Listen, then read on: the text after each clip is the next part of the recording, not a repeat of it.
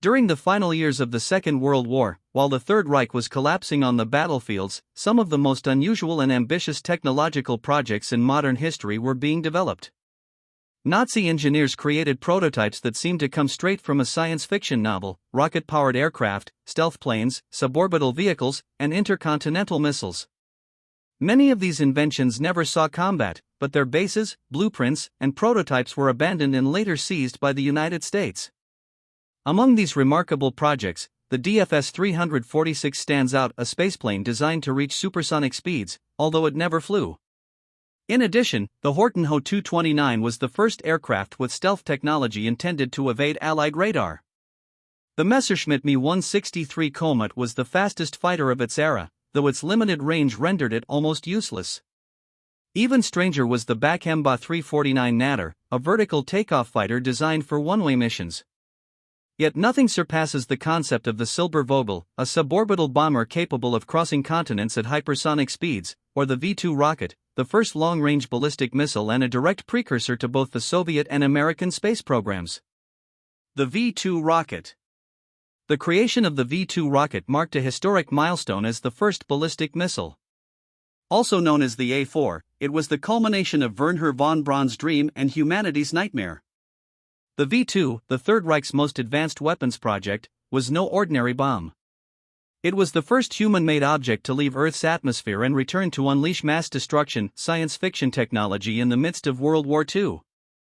The missile measured 14 meters in length, weighed over 12 tons, and carried a 1,000-kilogram explosive warhead.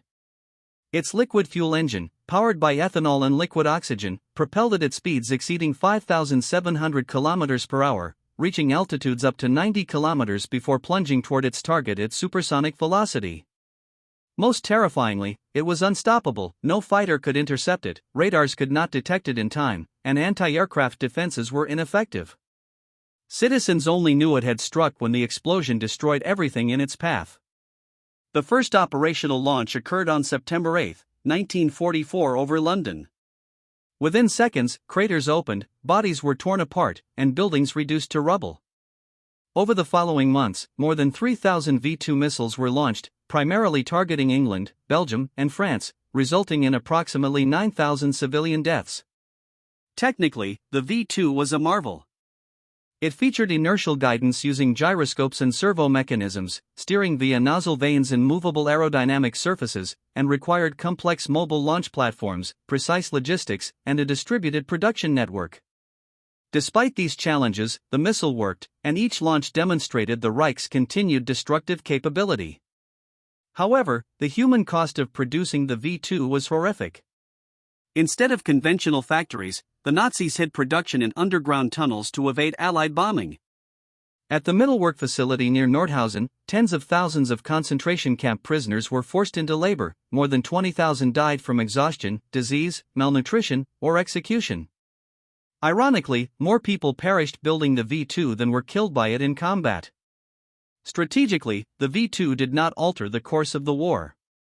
Its inaccuracy, with deviations of several kilometers, and its astronomical production costs made it a poor military investment. Launching missiles at civilian populations in a collapsing Germany was not a victory, it was a desperate cry.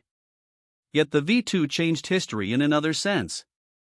For the first time, the skies offered no refuge, war could strike from above, and scientific knowledge divorced from ethics became a weapon beyond control. When the Third Reich fell, the Allies raced to capture both the missiles and their creators. Wernher von Braun and hundreds of German engineers were taken to the United States under Operation Paperclip. There, he worked on military rocket programs and later at NASA, designing the Saturn V rocket that would carry humans to the moon. The legacy of the V-2 is thus as paradoxical as it is unsettling, from Nazi terror to Apollo 11. In Hitler's final days, he dreamed of miracle weapons that could reverse defeat. But the V-2, as revolutionary as it was, only revealed the regime's desperation, a masterpiece of engineering in service of collapse. A supersonic projectile, a fleeting shadow, a bolt of lightning falling from the skies without warning. Silbervogel. The Silbervogel, the Third Reich's suborbital bomber, remains one of the most audacious and visionary aerospace concepts ever conceived. In the late 1930s and Early 1940s, while the world watched in horror as the Wehrmacht advanced across Europe in the most secret corners of the Nazi regime, a group of engineers worked on a project that seemed to come from a science fiction novel, the Silver Vogel. The Bird Silver, a suborbital bomber that could have changed the history of war and the planet. The concept was conceived by the young Austrian physicist Eugen Sanger and his colleague Irene Brett, who developed a radically innovative idea. It was of a rocket-propelled aircraft capable of reaching the upper atmosphere, bouncing off it and cross half-world before of launch a bomb about States United. The project was officially called Silver Vogel and was part of a program most ambitious, the America Bomber. A desperate attempt by the Reich to extend its destructive capacity beyond the Atlantic. The idea was simple in theory and revolutionary in practice. The Silver Vogel would be launched from a specially designed runway by means of a 3 km catapult that would accelerate it to 1,850 km/h, 1,150 miles per hour. Once in motion, its liquid-fueled rocket engines would propel it into the stratosphere to an altitude of 145 kilometers, 90 miles per hour. At that height, instead of flying continuously like a conventional aircraft, the Silver Vogel would take advantage of a physical phenomenon called skip glide, gliding on the boundary between the atmosphere and space, losing altitude and regaining it again in a sequence of jumps, hypersonic, like a stone bouncing on the surface of water. Its projected scope was extraordinary. Could travel from Germany until New York, drop a bomb weighing between 3 and 5 tons, and continue its trajectory toward Japan or land in the Pacific. The real objective was not just military. For Hitler, this project involved a symbol, the possibility of extending the hand of the Reich further beyond the continent, proving that his vision could become a planetary nightmare. However, the challenges were almost insurmountable. The fuselage had to withstand temperatures nearby to the 1,500 degrees Celsius by the friction with the atmosphere. The guidance and navigation system was for the time absolutely rudimentary, and the infrastructure necessary to launch the aircraft, such as the runway and catapult, existed only in blueprints. The Reich lacked materials capable of withstanding such thermal stress, nor reliable orbital guidance systems. Even Sanger's design foresaw a complex re-entry atmospheric pressure that would have jeopardized any mission. Despite everything, the project went ahead, at least on paper. Albert Speer, the Reich Minister of Armaments, himself showed interest in the concept, although he quickly classified it as a technically fascinating fantasy, but useless for the purposes of the project. Immediate of the war. Hermann Göring shared the same opinion, diverting funds to more immediate developments such as jet fighters and the V-1 and V-2 flying bombs. When the war ended, the Allies found Sanger and Brett's documents in abandoned facilities in southern Germany. What had seemed impossible began to interest the new masters of the world. The United States and the Soviet Union fought not only over Nazi scientists through the Operation Paperclip, but also its ideas. The Project Silver Vogel was one of the most examined. In fact, some of its principles later inspired the design of the X-20 Dinosaur, a space glider that the Americans developed in the 1960s and that served as the conceptual basis for the space shuttles decades later. The Silverbird never flew. It didn't destroy New York. It didn't fly over the Pacific as a symbol of the global Third Reich. But the mere fact that such an idea was conceived during a war in the 20th century is a testament to the level of ambition and even delirium that marked Nazi Germany. In the aftermath of its defeat were left not only ruins and crimes but also the seeds of the future space race. BMBA 349 Natter, the disposable fighter. In the throes of the BMBA 349 Nada Third Reich, when German skies were the absolute domain of Allied bombers, desperate ideas emerged to halt the impending collapse. One of the most radical was the BMBA 349 Nada, a hybrid rocket plane aircraft designed not for prolonged aerial combat, but for a single objective: take off vertically, shoot down a bomber, and disappear into oblivion or explode in the attempt. The concept was born in 1944 by Erich Bacham, an engineer who, in collaboration with the Luftwaffe, presented a bold and unprecedented plan. An interceptor fighter that could be launched from a ramp fully propelled by rockets without landing gear, without post-attack maneuverability, and with low-cost, rapidly manufactured components. In other words, a suicide machine like the Japanese kamikazes, although officially would be manned only by volunteer patriots, since the Reich would never accept using Aryan Germans as cannon fodder. The NATO was small, barely 5 m long, with a fuselage built largely of wood due to the shortage of aluminum. It was equipped with a Walter HWK 109-509A2 main rocket motor, the same that drove to the Me-163 Comet, and 4 side-mounted Schmidding boosters to give it vertical lift when taking off from a fixed platform. Its mode of operation was as brief as it was disturbing. Once launched vertically, it would ascend to reach the altitude of the Allied bombers, lined up with the target, and shot one save of rockets Hensel H-217 from his nose. After he struck, the pilot had to release the nose of the plane, eject with a parachute, while the rest the fuselage would disintegrate or fall off. The nose pod, theoretically recoverable, contained the targeting and weapons systems without embargo. The tests were tragic. The first and only manned flight was carried out her 1st of March of 1945 with a pilot of evidence, Lore SA, to board. During takeoff, the NATO veered uncontrollably, made an upward turn, and it crashed to the ground, killing spare. It was the first manned vertical takeoff in history and also the first catastrophic failure. Despite the disaster, around 30 were built. Some were deployed near Stuttgart, but were never used in combat. The advance of the Allied troops prevented any possibility of use. And the remains of the project were discovered by American forces in April 1945. It that does to the natter so. Singular no is only his audacity technique. But he concept the sacrifice it represented. It was a machine conceived as disposable, a symbol of a war that could no longer be won with conventional strategies.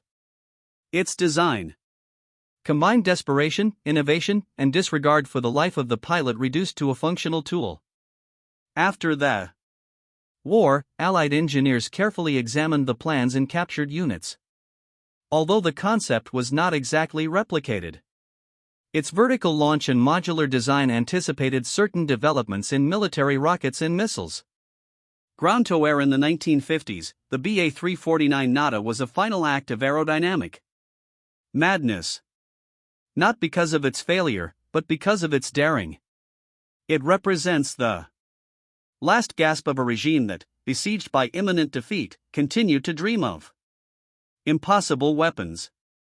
Mesmed 163 Comet, the fastest fighter, and Me-163 Comet. Useless. In the middle of World War II, when the skies of Europe began to be tinged with Allied bombers, Germany bet by the speed as a weapon. The creation of the Mesmed 163 Comet was a tried further radical attempt to achieve air superiority through extreme innovation. It was the first rocket fighter in the world and also the only one to see combat. But its history, although swift, was also tragically short. Designed by the brilliant engineer Alexander Lippisch, the Me-163 was a beast unparalleled. It had no propeller, neither conventional engines, no counted neither, not even with a retractable landing gear, and yet was capable of reaching 960 km/h in just a few seconds. Shaped triangular with a delta, it towards seemed further a manned missile than a traditional aircraft. Fueled by heat, powerful but the unstable Walter HWK 109-509 engine ran on a hypergolic mixture of two fuels, a blend of hydrogen and methanol, and to a highly concentrated hydrogen peroxide compound. Together they generated a brutal thrust but also a lethally volatile combination. The procedure of flight was so brief as dangerous comet took off from a gliding skid assisted by a small auxiliary gear that detached after takeoff off. In seconds, it reached a vertical speed of up to 11,000 m per minute. Once at the desired altitude, the pilot had just 5 minutes of power to intercept the enemy bombers, fire its 230mm 108 Malawian Quachas cannons, and then glide without an engine back to Earth. The landing was made on the fixed skid in conditions that often damaged the fuselage and injured the pilot. On paper, the comet was a nightmare for Allied bombers, as it was theoretically impossible to hit by escort fighters faster than any existing aircraft and armed with cannons powerful enough to destroy AB-7 in a single shot. But in practice, its virtues were diluted in the face of enormous limitations. The effective combat time was minimal. The aim was coming back almost impossible to the speeds reached, and the opportunities to intercept an enemy were extremely limited. The pilots also ran a constant risk. The mixture of fuels was so reactive that a simple landing route could blow up the plane. Many died, burned, torn to pieces, or suffocated by the gases. Only 9 bombers' enemies were knocked down officially by the Me-163 aircraft were used throughout the war. In return, more than 10 comets were lost in accidents or operational failures. Despite its limitations, the comet had a profound impact on the Allied forces.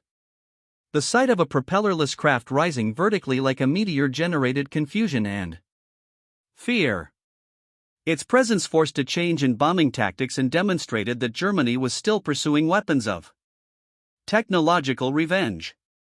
Production of the Me-163 continued until the end of the conflict, with more than 300 units built, although only a fewer fraction was deployed in combat.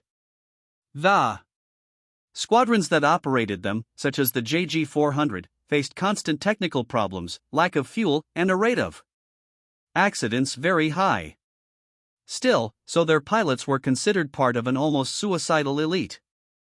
After the war, United States, the Soviet Union, and the United Kingdom captured several specimens and the submitted to extensive evidence.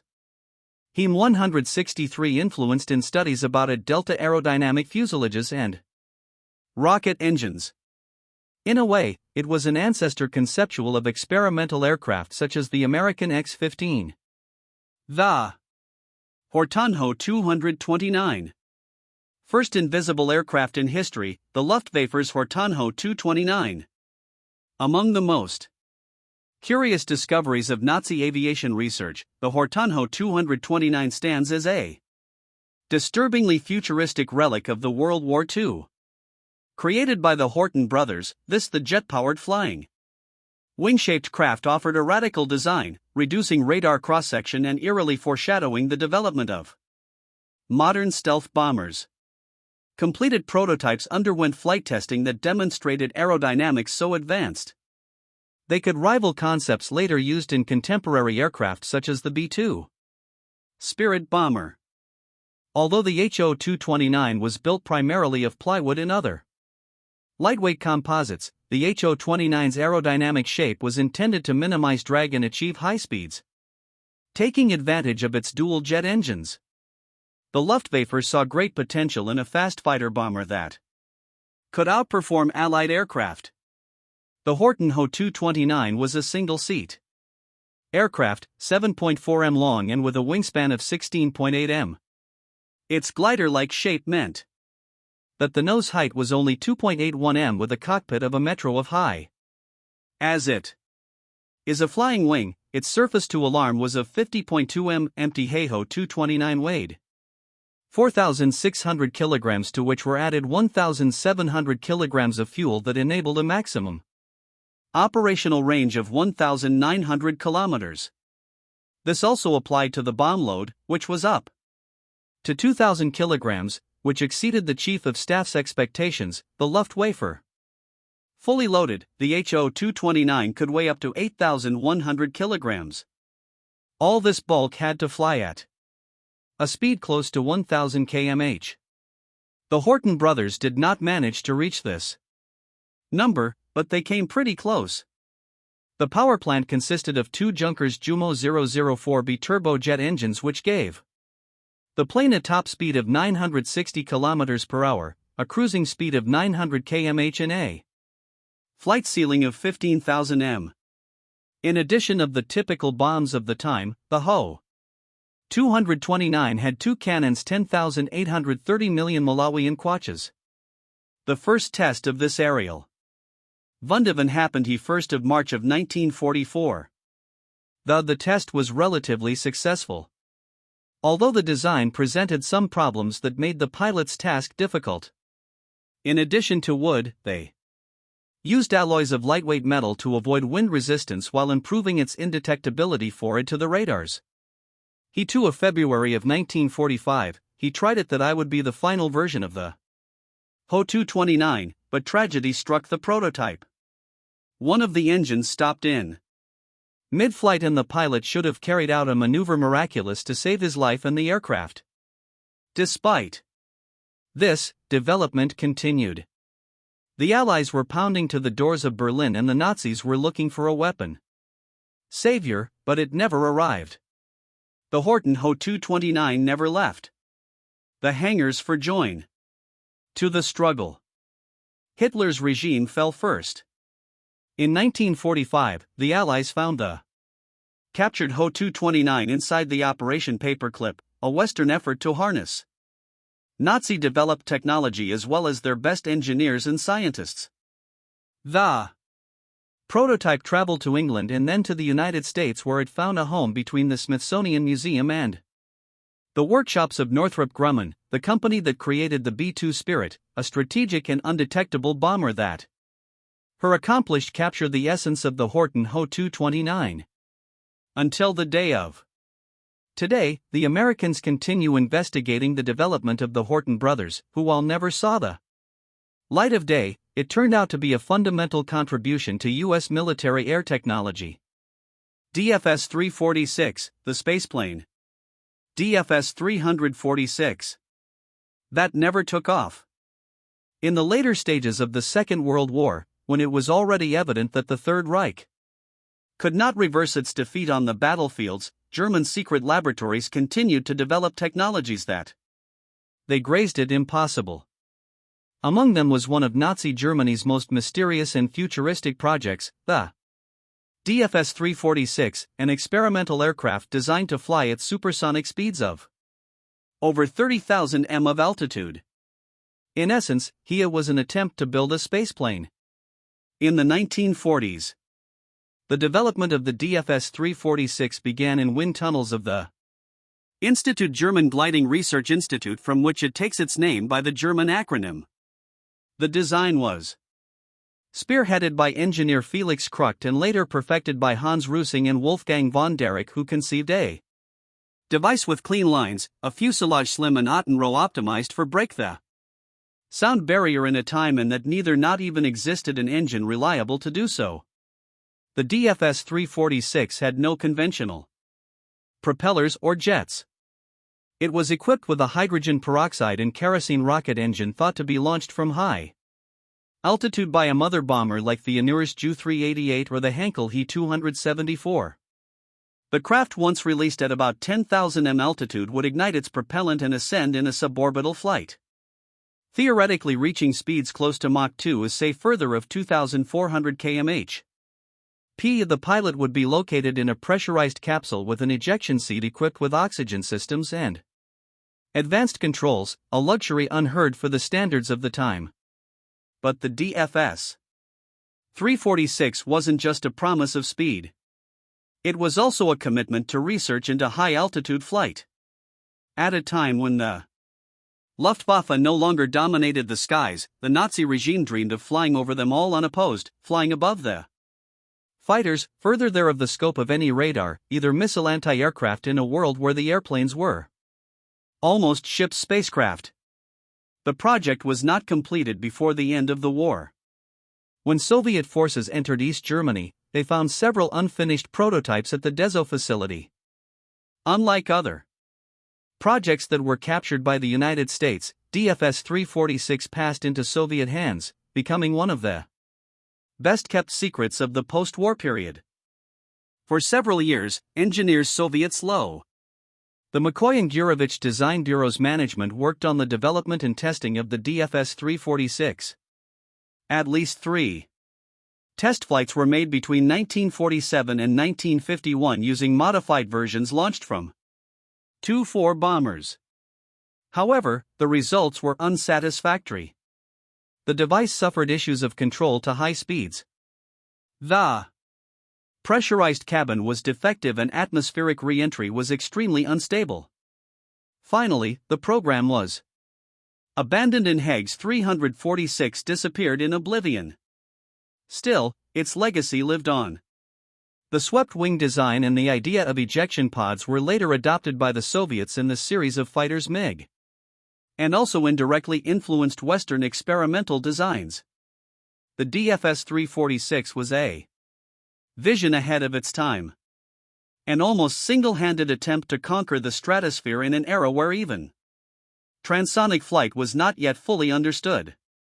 That Germany in the midst of the collapse total still bet by these projects demonstrate that Nazi science did not stop at any technical impossibility. While the fronts collapsed, some engineers of the Reich, they kept looking at the sky, convinced that the next war would be fought in the stars. The shocking Nazi UFO, Hitler's infamous The shocking Nazi UFO. Bell Blocker. As the Third Reich crumbled, emerged rumors about a super top-secret Nazi weapon, a device so advanced it was going to change the course of the war. Or at the last minute. The truth is that this myth accompanied the discovery of dozens of Nazi super weapons known as the Wunderwaffe or wonder weapons. If good some of a he. They took to Cape, the most known past of it could have been a crazy idea of engineers close to Hitler who was prone to fantasizing about science fiction designs. But there was one project in particular that to this day confounds researchers and historians. We're talking about Blocker, which means the bell. This enigmatic machine became one of the most chilling and controversial mysteries of the Second World War. The block is described as a device made of a hard, heavy metal with a diameter approximate of 2.7 m and a height between 3.7 and 4.6 m, having a shape similar to that of a large bell. According to the plans and reports found by the researchers, this device contained 2 counter-rotating cylinders that would be filled with a substance similar to the mercury of violet color.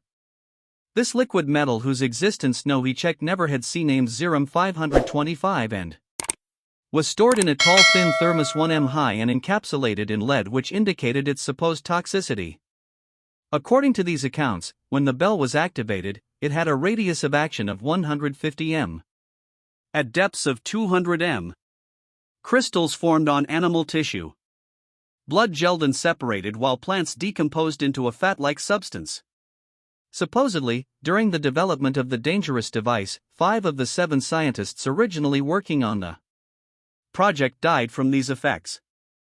The tests would have been carried where today he find the ruins of a concrete structure nicknamed the Henge in the vicinity of the mine Venceslas to some 3 km southeast of the main SOC complex of the Reza project underground workings, which may also have served as a test platform for an experiment in anti-gravity propulsion generated with the bell.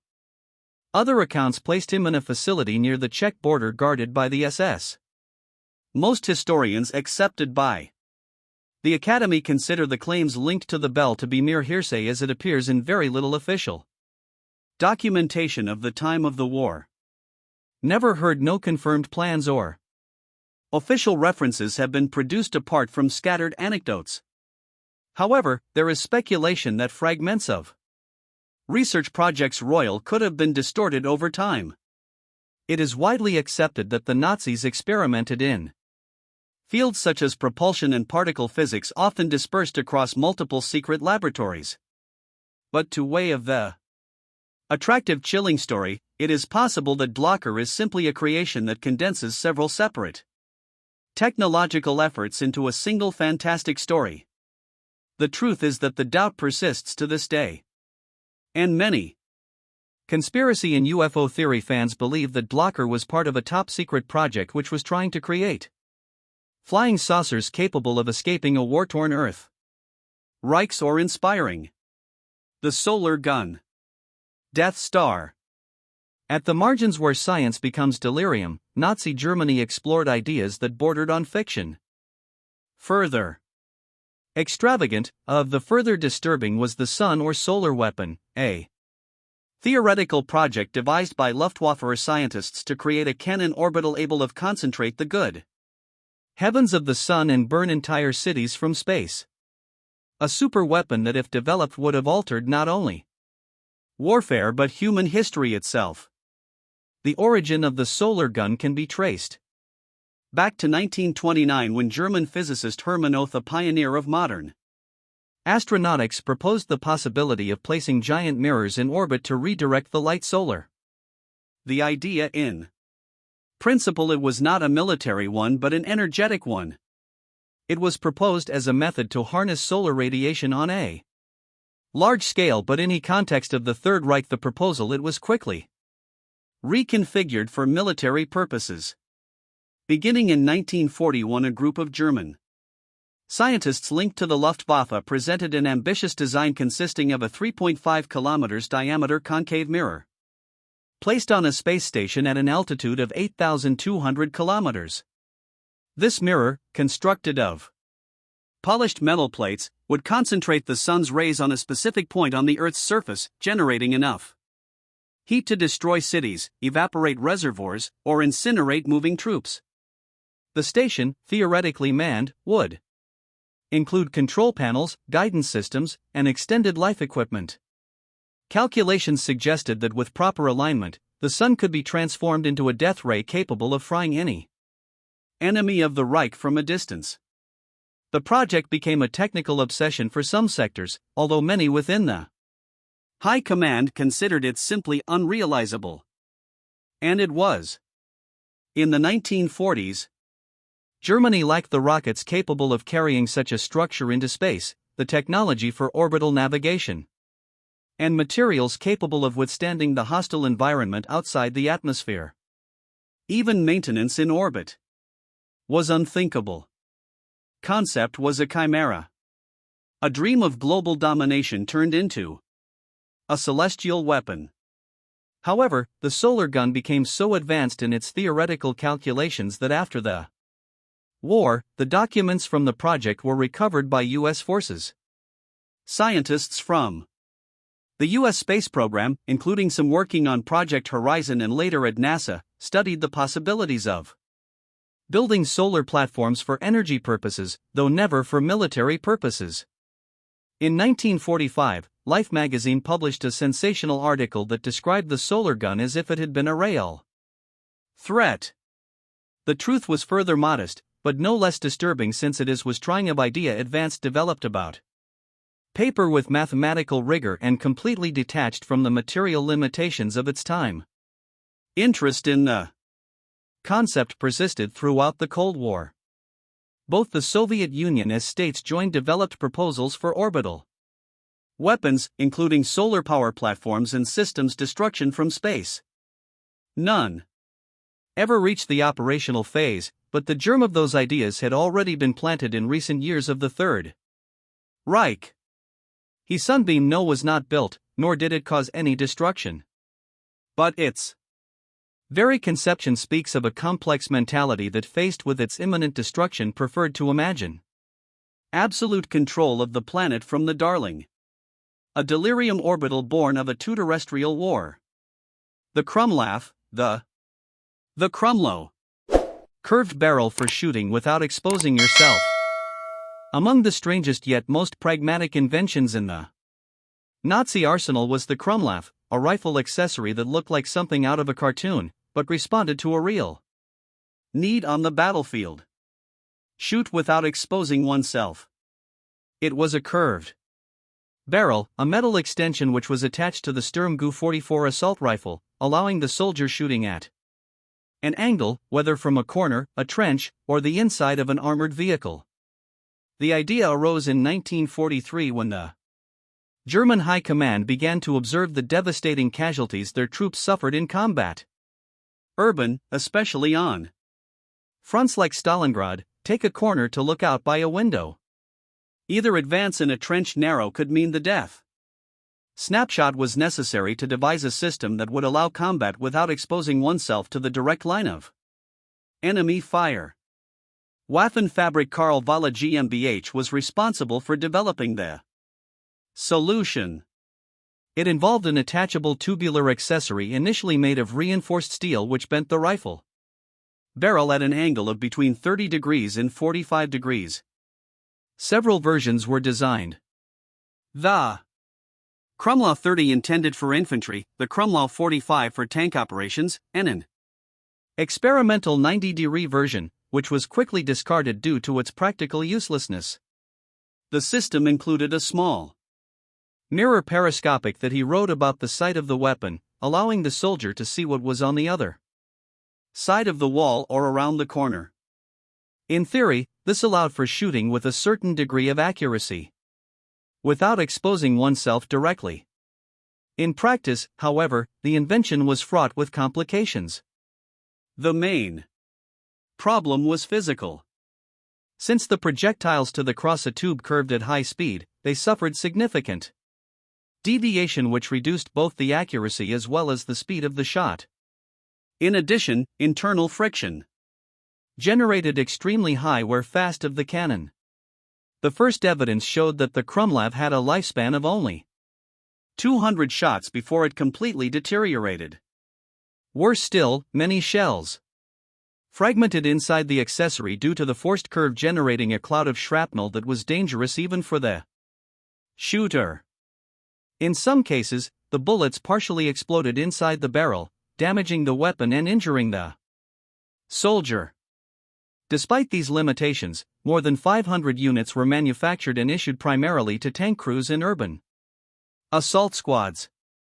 The Panzer Krumlov, especially designed for be mounted in the hatch on tanks such as the Panzer IV or Tiger, allowed the crew to fire at enemy troops without having to leave the vehicle, offering a considerable advantage in urban environments.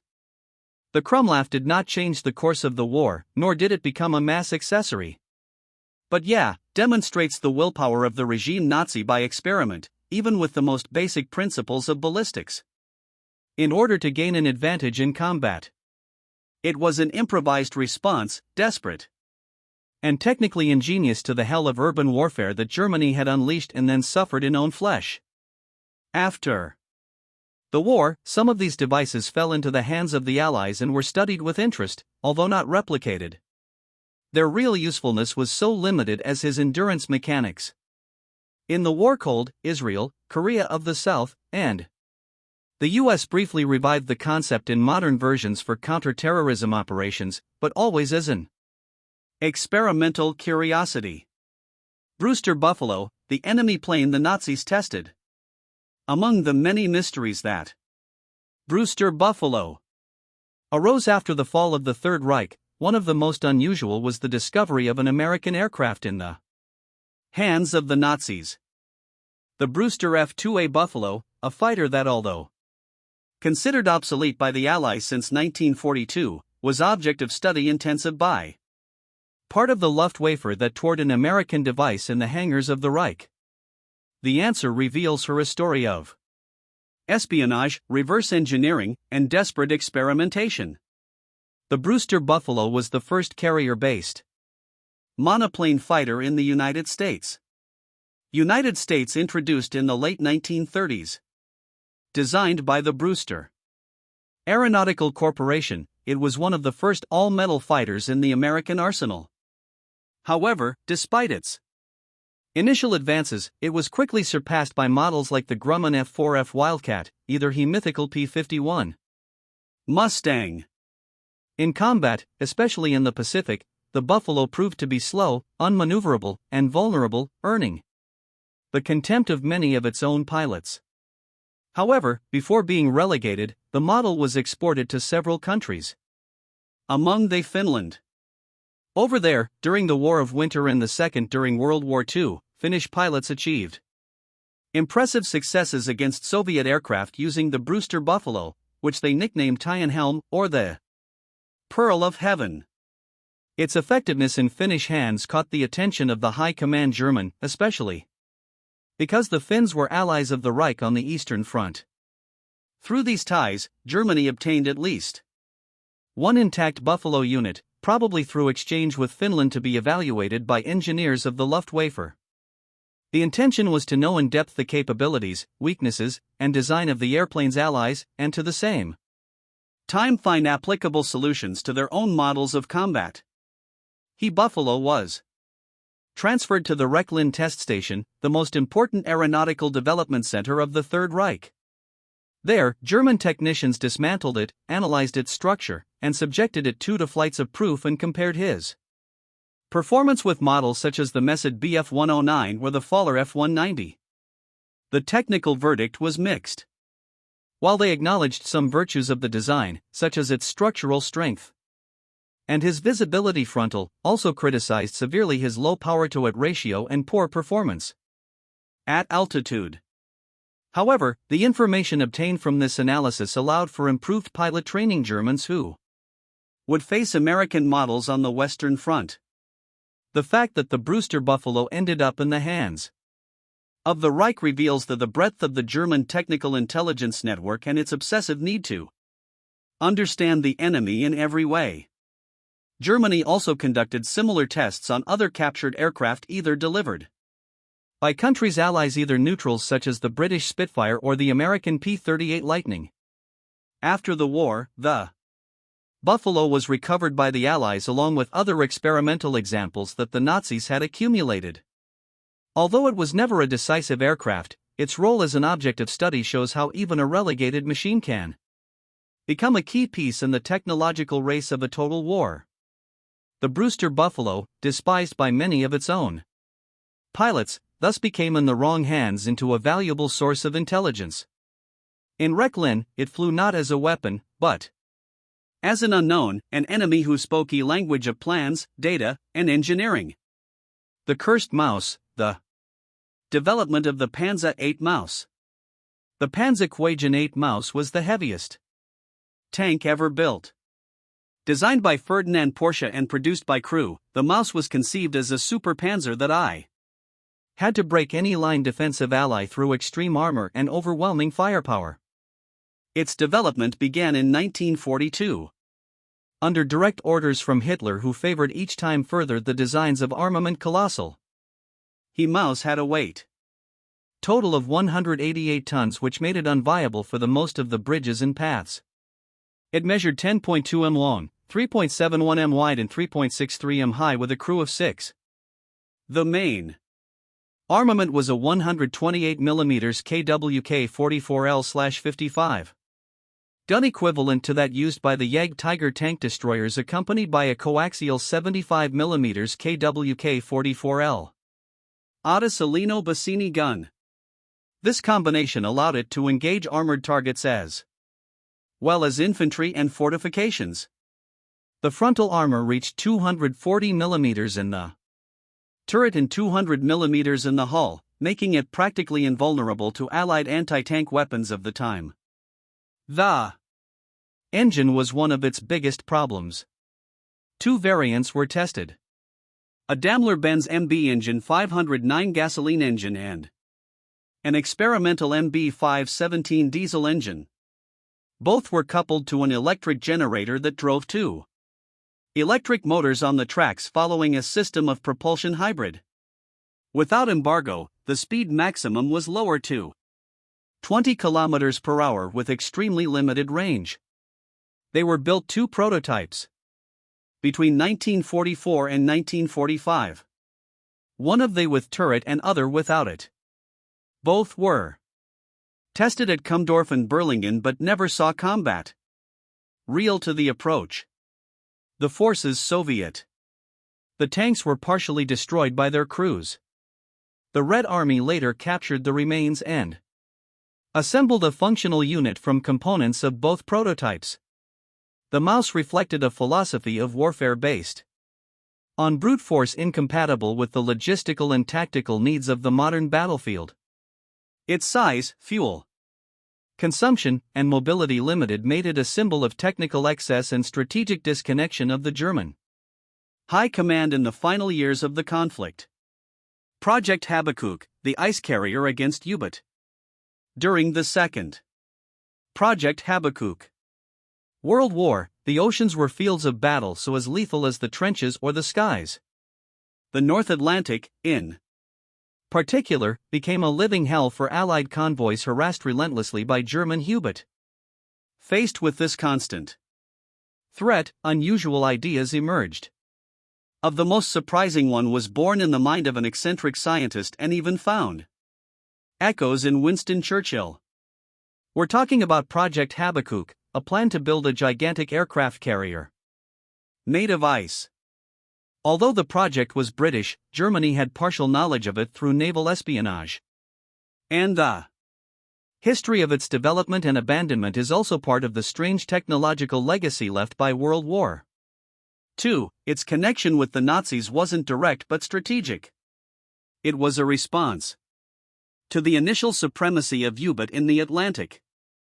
The idea was to create an immense floating structure capable of withstanding torpedoes and supporting heavy bombers from which convoys from Iceland could be escorted and protected until North Africa. The project was proposed by Geoffrey Pike, a visionary with no academic training, formal but with ideas revolutionary. Pike suggested use a mixture of ice and wood pulp called pyrite, a material that not only floated but that was further resistant to the impacts than pure ice and melted much more slowly.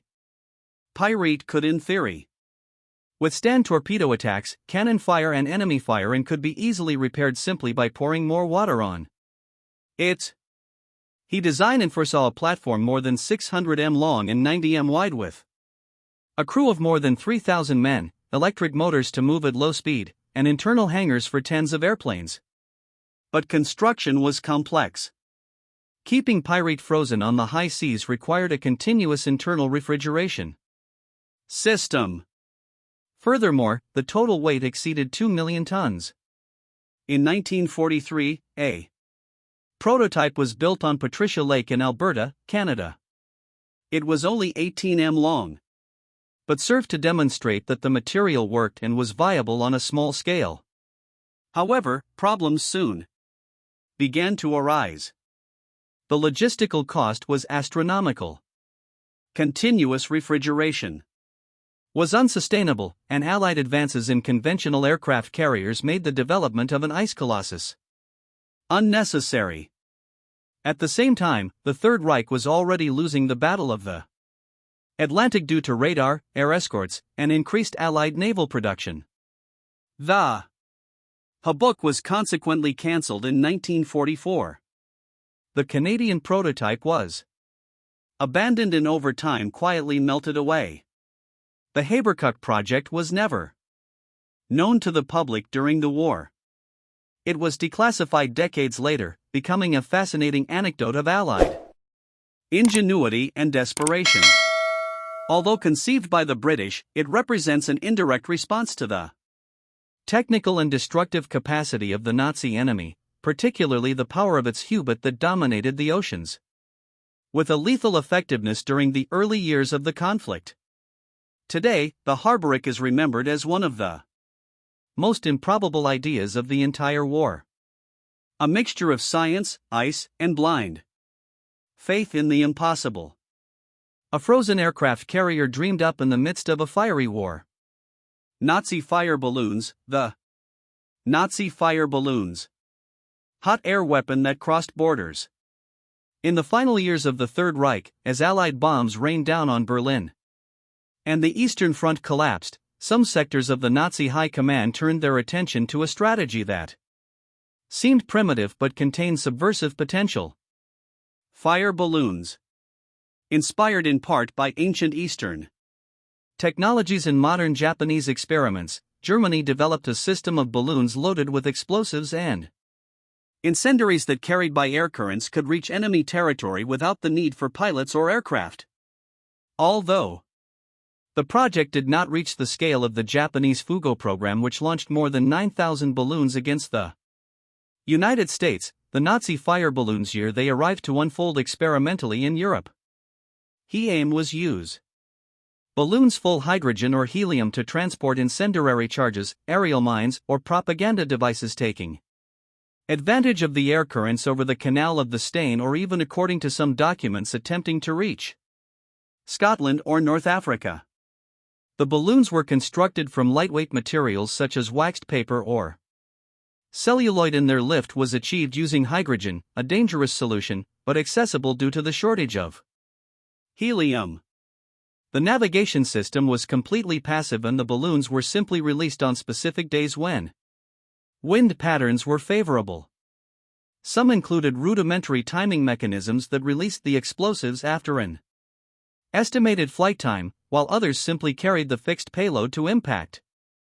A more sophisticated variant included small white phosphorus incendiary bombs, which sought out provoke fires, forestry, either damage to agricultural facilities.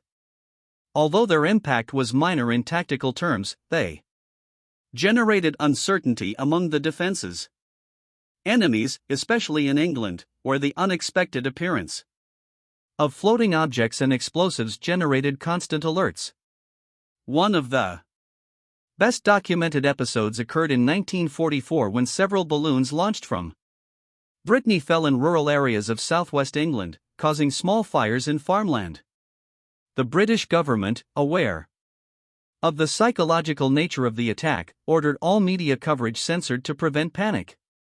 Beyond the physical damage, the German balloons served a symbolic function, demonstrating that even in its final stages, the Third Reich could still export destruction beyond its borders. Some balloons carried propaganda leaflets signed with phrases like "Du gehört," meaning "the air belongs to us," reminding the enemy that air dominance was not yet absolute. After the end of the war, Allied intelligence services found documents about these experiments in Luftwaffe archives. Unexploded balloon remains were also discovered in French, Dutch, and Scottish fields. Good scope operational was limited. The idea interested to the Cold War strategists. The United States and the USSR studied the use of balloons as vectors for espionage, communication, and even bacteriological weapons. The German president, however, remained a technical oddity, an archaic attempt to wage a war aerial without airplanes in a context where the Allied technological superiority was already overwhelming. The Nazi fire balloons did not change the course of the conflict, but yet evidenced the provision German to explore any means, even the most rudimentary, to take the war to the last corner of the map. Schwer Gustav, the Schwere Gustav, largest cannon ever built. In a war where the scale of destruction seemed to know no bounds, Nazi Germany built a weapon so colossal it defies all modern logic. The Schwere Gustav, the largest cannon ever deployed in combat. Its size, weight, and power made it a legend of military engineering.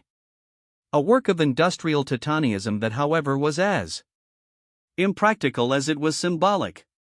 The Schwere Gustav was developed by the company crew to order straight of Adolf Hitler in the late 1930s. His goal was clear: destroy the Maginot Line fortifications, the underground wall and steel that protected the border eastern France. This required a weapon capable of piercing 7 m thick concrete walls or 1 m thick steel plates. The solution, a railway gun that could fire 7-ton shells over 40 kilometers away. The final design was simply monstrous. The Gustav weighed 1,350 tons, was 47 m long, and fired 800 mm caliber shells, larger than an adult man, using an explosive charge that reached an effective range of 30 kilometers. Its power was such that upon impact, the shells could penetrate more than 10 m of ground before detonating. But all that strength came at a price. He mounting of the cannon required ways double specials broad further of 2,000 men in several weeks of preparation. Gustav could only move on straight rails, and its firing range was limited to what its rail sewing system allowed. It was, in short, a stationary, gigantic, and vulnerable weapon. Its only role active he gave in 1942 during his siege of Sevastopol in Crimea. There he fired about 48 shells at a bombing that destroyed underground bunkers, ammunition depots, and a base. Naval. The result was devastating, but at an enormous logistical cost. After use, the cannon required constant maintenance, and the wear on the steel tube was so severe high which could only fire a 100 shots before needing replacement. A second example, the Dora was built and deployed to Stalingrad, but never saw combat. Mobile, fast-moving aerial warfare made the Gustav a technical dinosaur, a beast of the past caught in a war of the future. To protect it from bombing, the Gustav was camouflaged with tarpaulins and nets. But its size made it vulnerable from the sky. At the end of the conflict, both guns were destroyed by German forces to prevent capture. The Allies found wrecks of the Gustav near Auerbach, Saxony in April 1945.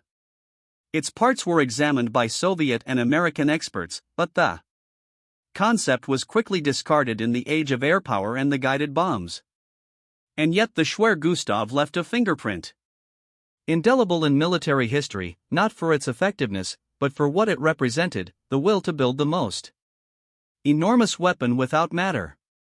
His utility reel was a statement of power, a visual rather than a strategic threat, a mixture of engineering and propaganda. Project Deer, the giant underground. Project Decisive. Weapons complex that never saw the light of day. Deep in Poland's Owl Mountains lies one of the most enigmatic vestiges of Nazi Germany. It is an extensive tunnel complex reportedly built between 1943 and 1945 in the Lower Silesia region of Poland known as Project Decisive or the Giant. This underground network featured corridors that stretched for kilometers connecting underground chambers and was part of a massive project orchestrated by the SS, who used forced laborers to carry it out. Some historians believe the plan was to create a center of command for officials of high-ranking officials and even a replica of the Führerbühne for harbor to Hitler in his domination of the Eastern Front. While others argue that it could have been intended for the development of advanced weapons or the stockpiling of resources. Although its destination was never confirmed since the project was cut short after the fall of Berlin to the Soviet Union, historians agree that the magnitude of the project was awesome. Miles of prisoners transferred from various concentration camps were forced to work in brutal conditions, excavating rocks and pouring concrete in a suffocating darkness. In certain sections, ventilation systems, heavy armored doors and railway lines appeared, indicating a grand design intended to withstand heavy bombardment. Even today, the maze, unfinished, seems disturbingly abandoned. In the middle of construction, as if its creators had disappeared overnight. In fact, there are several myths linked to this extensive and mysterious network, which we will talk about further forward. In the present Project Decisive, it can be visited as a tourist attraction and those who enter the tunnels suffer tremendous chills thinking about the macabre nature of its construction. The Wolf's Lair, the Reich's Strategic Command Center. In the Wolf's Lair, dense forests of Hayeros, Poland, he find the remains crumbled from one of the most secret and fortified complexes of the Germany Nazi. The Wolf's Lair, Adolf Hitler's first military headquarters on the Eastern Front, an intricate and vast complex of camouflaged bunkers from where he directed the events that would seal the fate of the Third Reich. Built as the main headquarters of Adolf Hitler for organize the attack on the Soviet Union, this fort was more than just a command center. It was a fortress of terror comprised of 80 buildings with different uses. It was surrounded by 50 bunkers, booby traps, sniper nests, barbed wire, and a labyrinth of Underground tunnels designed to satisfy the desire of a paranoid and megalomaniacal leader who distrusted every shadow and feared assassination at every turn. Even today, decades after the war, visitors who are able to visit the Wolf's Lair are baffled by its haunting remains. Slabs of concrete lay scattered by all the place, destroyed by German troops desperate to keep their secrets hidden. Even so, one of the most important aspects of the discovery of the Wolf's Lair was its complex network of hidden corridors and extraordinary escape routes that curiously were designed for destroy he complex in case the enemy managed to infiltrate or capture him. This fact revealed the Nazis' desperation to secure an escape route or at least die trying. In the vicinity of the main complex, Hitler's theater of operations, booby traps were placed in crucial sections so that large portions of terrain could be instantly destroyed in the face of advancing enemies. Engineers covered the bunkers with camouflage nets to avoid detection by Allied aircraft, and cannons were mounted anti-aircraft guns nearby to counter possible bombing.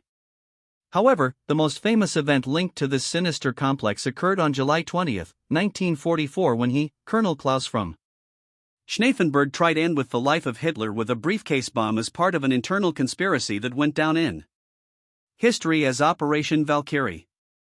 Although the exact location of the attempt is to the day of today bit clear, it true is that the explosion leveled the complex but Hitler survived although the failed assassination attempt used several injuries.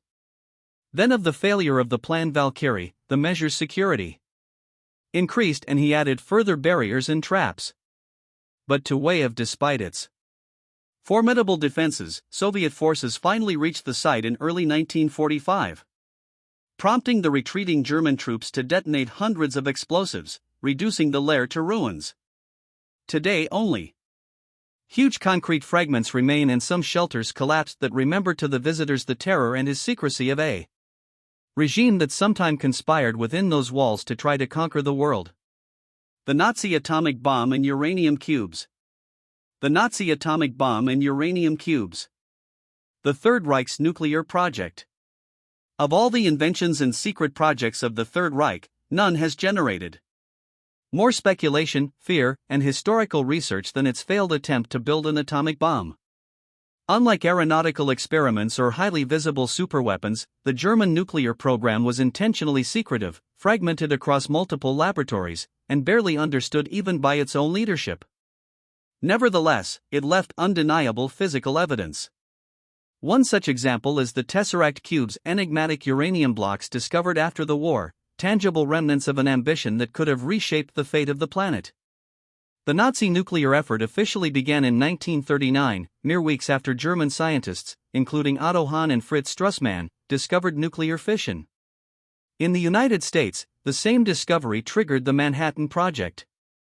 In Germany, however, the initiative fell under the Uranverein, Uranium Club, a network of physicists such as Werner Heisenberg, Kurt Diebner, and Carl Friedrich von Weizsäcker, dispersed among universities and military research facilities. Germany's main challenges were not theoretical but practical. Scarce resources, internal disorganization, and the absence of a unified authority to oversee the program prevented the consolidation of an effort comparable to the American project. While the United States invested billions of dollars and employed over 130,000 personnel, the Germans operated with minimal funding and a handful of scientists often in disagreement with each other. Despite these limitations, the Reich made progress in certain technical areas. Facilities such as the Hagerloch Laboratory, concealed in a cave in southern Germany, were used to develop experimental reactor prototypes. It was there, in 1945, that Allied forces discovered tens of small uranium cubes, approximately 5 centimeters per side, suspended on wire frames within a heavy water moderator. The goal was to produce a controlled chain reaction, the essential first step toward an atomic bomb. Each cube weighed roughly 2 kilograms and consisted of natural uranium. In total, Germany had produced over 600 of these blocks, distributed across several laboratories. However, the reactor designs were flawed, and the material insufficient. German scientists never achieved a self-sustaining nuclear reaction. Meanwhile, in December 1942, Enrico Fermi and his team in the United States had already accomplished this milestone. The discovery of the cubes by the Allies not only confirmed the existence of the Nazi nuclear program but also accelerated the urgency of the ULSOS mission, a secret operation to locate scientists, seize nuclear materials, and sabotage any German progress. The mission had dual objectives: to prevent Hitler from gaining nuclear capabilities and to ensure the Soviets could not appropriate German technology. For decades, historians have debated how close Germany was to producing a functional atomic bomb. Most agree that, while the theory was sound, the Germans lacked sufficient materials, time, and organization. Heisenberg himself, in conversations secretly recorded during his detention in England, implied that they did not even know how far behind the Americans they were. The preservation of so many uranium cubes, along with evidence of attempted sustained reactions underground, later fueled speculation about secret tests, parallel programs, and even potential technology transfers to South America or Egypt. Some of these cubes are still kept today in museums and laboratories in the United States, Germany, and the United Kingdom, relics of a scientific nightmare that never materialized. The Nazi atomic bomb remained a phantom. It never existed, yet it was close enough to inspire fear and distant enough to leave history unchanged. These small metal cubes embodied the greatest threat of the 20th century, the terrifying possibility that absolute destructive power could fall into the hands of evil.